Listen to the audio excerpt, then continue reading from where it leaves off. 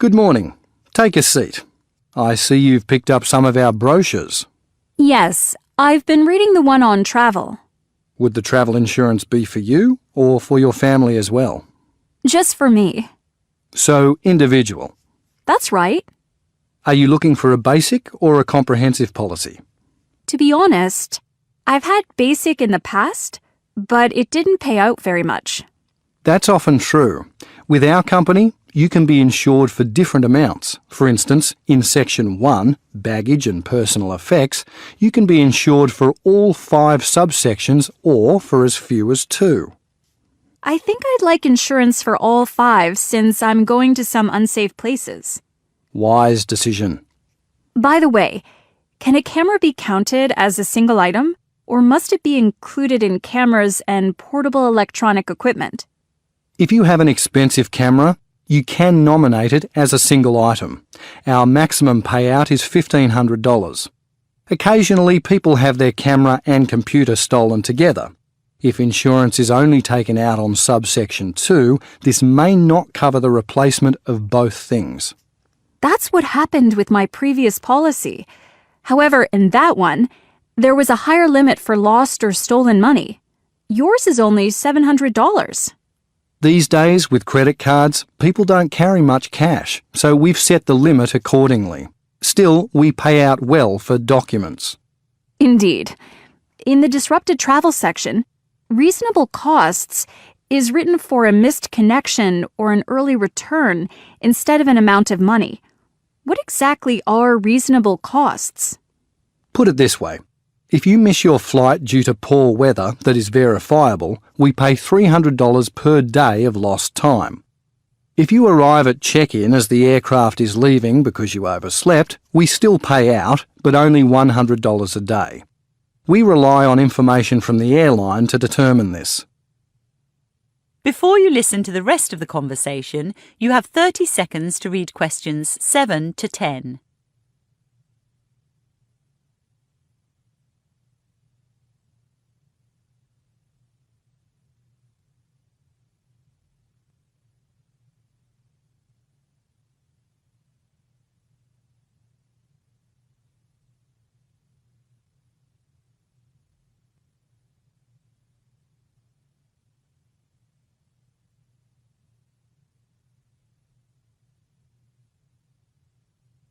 Are you also interested in vehicle insurance? Yes, I am. I'm about to buy a nice old car, a vintage Jaguar XJ6. Hey, I used to have one of those, although nowadays I prefer old motorbikes. Did you know you can insure a vehicle on its own, or you can include it in our multi-saver policy, along with your house and contents? Yes, I saw that. It's true I'm buying an expensive car, but I rent my house, so I'm not ready for multi-saver. I understand. Have you decided which level of cover you'd like for your car? Top cover. Are you sure? It is pricey. I know, but last time I had insurance, I wasn't covered for storm damage. Don't tell me that was just before the November hailstorm. Uh-huh. So, I need storm damage insurance. Also, I'd like my policy to start as soon as I've paid for it. With my old one, there was a stand-down period of 2 weeks. Would you believe I backed into a wall just 3 days after I'd taken out the policy? Oh, dear. Then, I spent months fighting with the insurance company over the value of my car. I know it wasn't worth much, but it was relatively new. If you choose top cover, we agree on a value for your car and renegotiate each year to avoid disputes. Again, it's not as cheap as some, but the policy works out better in the long run. That is the end of part 1. You now have 1 minute to check your answers to part 1.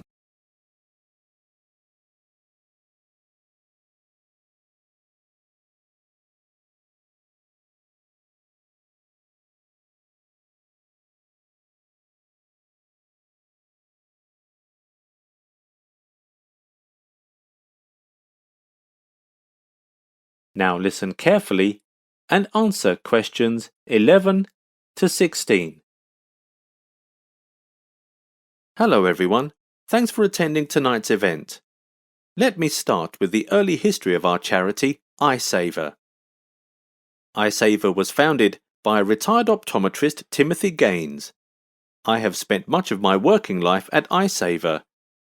I am 60 years old now, and I started working for this organization 15 years ago, when I left a corporate position to help people with eye problems. Now our charity has been helping people for 3 decades. You may know that we are now doing various other things to help people with eye problems. That includes medications for children with eye diseases and operational help to those in the public who have eye problems. But when Mr. Gaines just founded EyeSaver, he wanted the program to be able to offer common eye equipment to those who needed it. We receive occasional donations from corporations and charity groups. Now we have over 1,500 volunteers who work on the streets with the little red donation boxes which many of you are familiar with, and this is the main source of funding for us. Besides, we are planning to work to secure donations from wealthy benefactors. Many people are passionate about charity cause and have been inquiring how to donate money to us. I really appreciate that.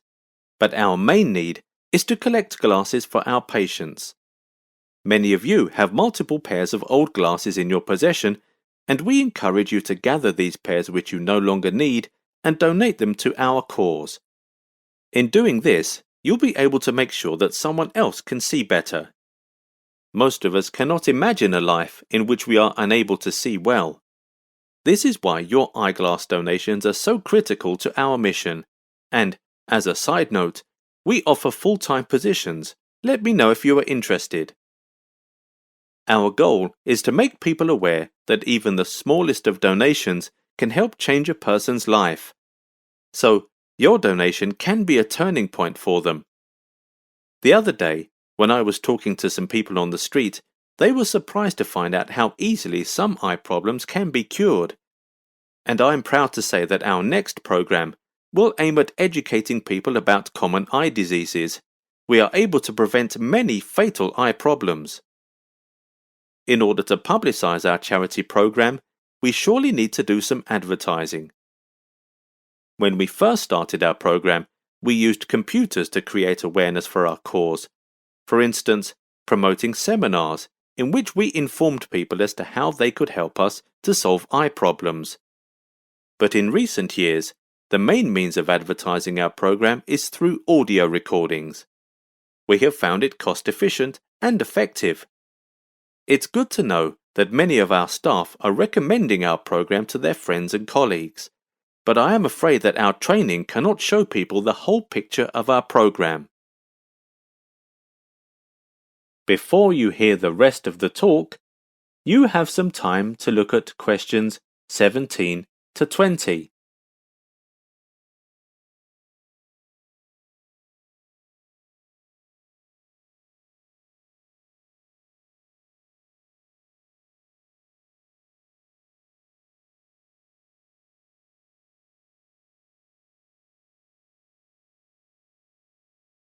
Now listen and answer questions 17 to 20.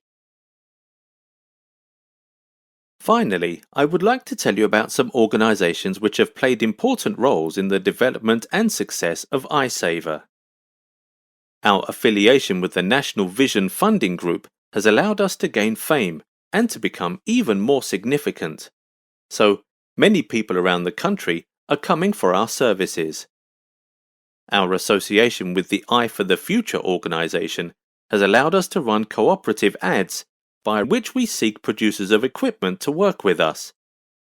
Meanwhile, some of our staff has been sent to this organization for some special training. Their skills should be improved very soon. Also, we have had a long-time cooperation with Sam's Eye Care Institution. Our relationship with it has given us the opportunity to link with many different academic institutions, including colleges and universities with good reputation. And we have a similar friendship with a group called Youth Health. Our connection with that group allows us to link directly with young kids, since this is a crucial stage in their growth. we plan to contact with some colleges and hope that with their help, more college students could get to know our program. So, as you can see, we have all bases covered in linking with students, as we have affiliations directly with both administrators and the students themselves. Thank you so much for your attention today. As we try to stamp out eye problems, we will appreciate your donations, no matter how large or how small. We believe, with our efforts, the world will be a brighter and more beautiful. That's the end of section 2. You now have half a minute to check your answers.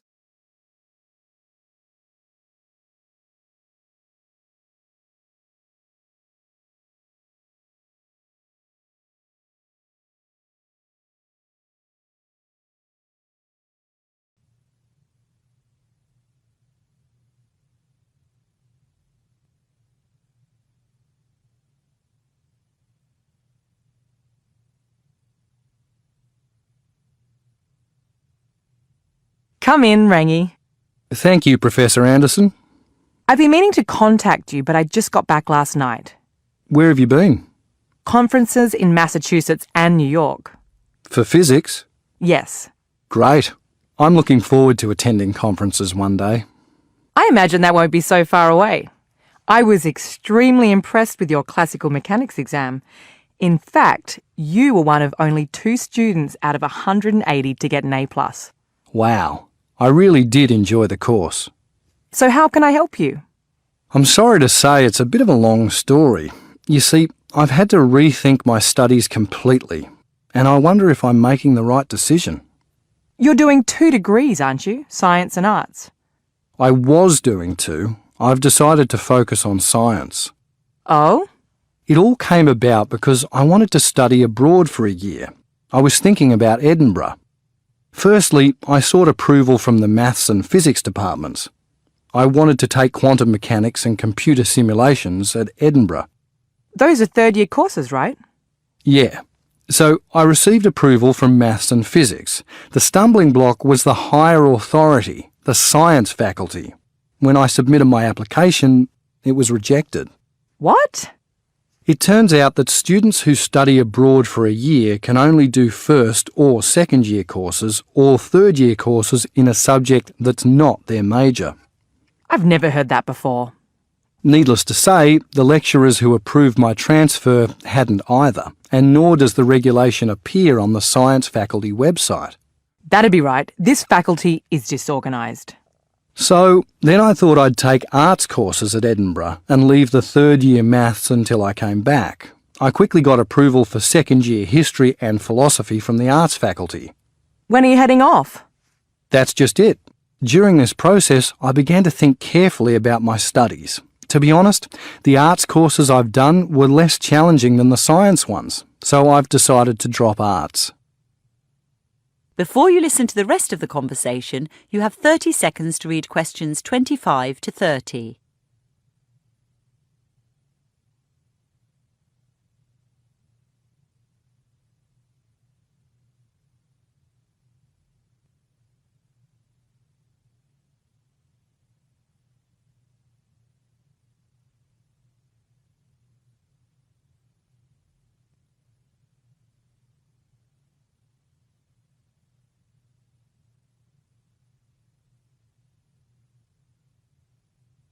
Where do I figure in all this?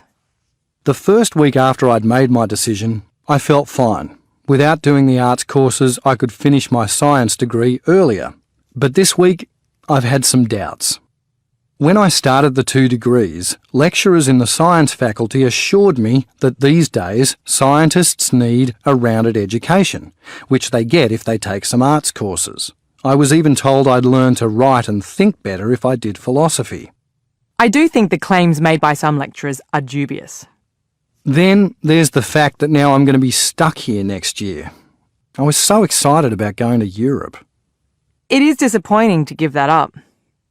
Still, the reason I wanted to contact you, Rangi, is that I'm looking for students to work 6 hours a week in my lab. It's paid work, not highly paid, but probably better than I'm working in a bar. Also, we've just bought a new laser, which you'd learn to use. That sounds excellent. As to going abroad, why not do your postgraduate studies in the US? There's some amazing physics being done in Massachusetts. If you like, I can send you the papers from the conference. Thanks. Of course, I'd be sad to lose you if you did go abroad, but an A+ student like you has a very good chance of winning a major scholarship. Goodness, I've never even considered that. Personally, I think committing yourself to science is the way to go. Thanks, Professor Anderson. You've taken a load off my mind. Now I don't have to deal with Hegel or Leibniz. I've plenty of time to read those conference papers. That is the end of part 3. You now have 30 seconds to check your answers to part 3.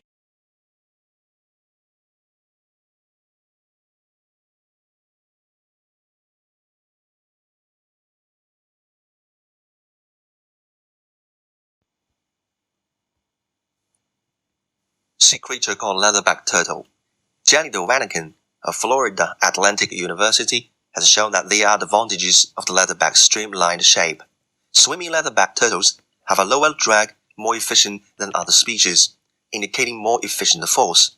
To swim at the same distance to other sea turtles of the comparable size and weight, leatherback turtles spend on average 20% less energy.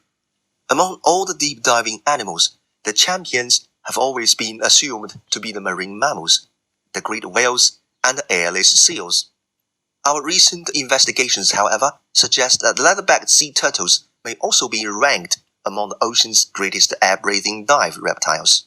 While measuring the dives of the leatherback sea turtles near St. Croix in the U.S. Virgin Islands, scientists recorded a 650-pound female that sank to more than 3,330 feet and remained there for 37 minutes.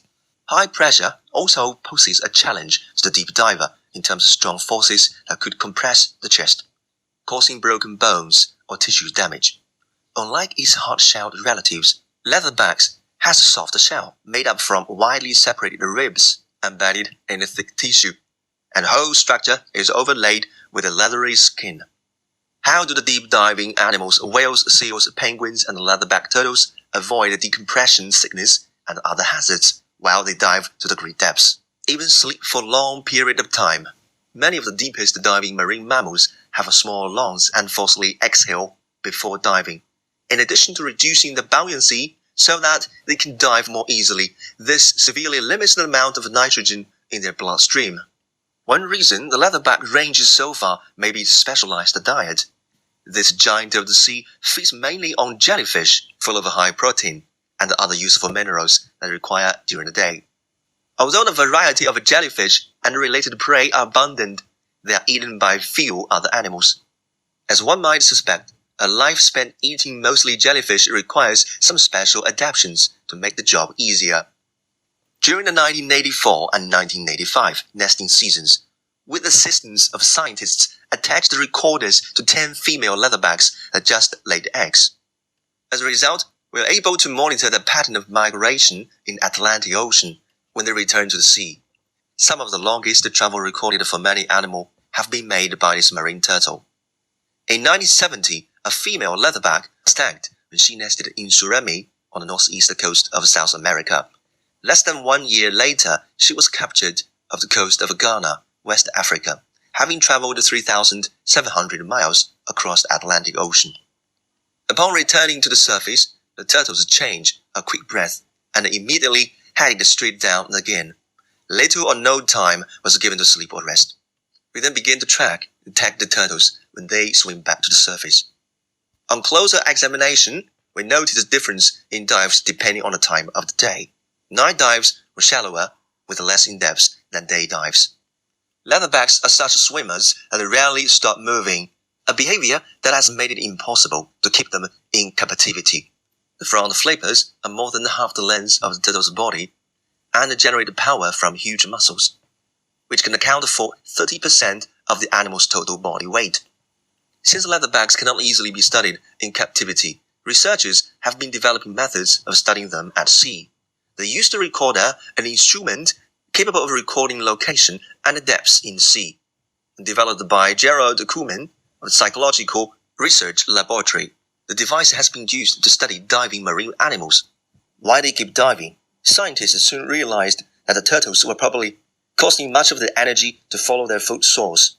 In tropical waters, jellyfish are most common at great depths, in a biological zone called the deep scattering layer.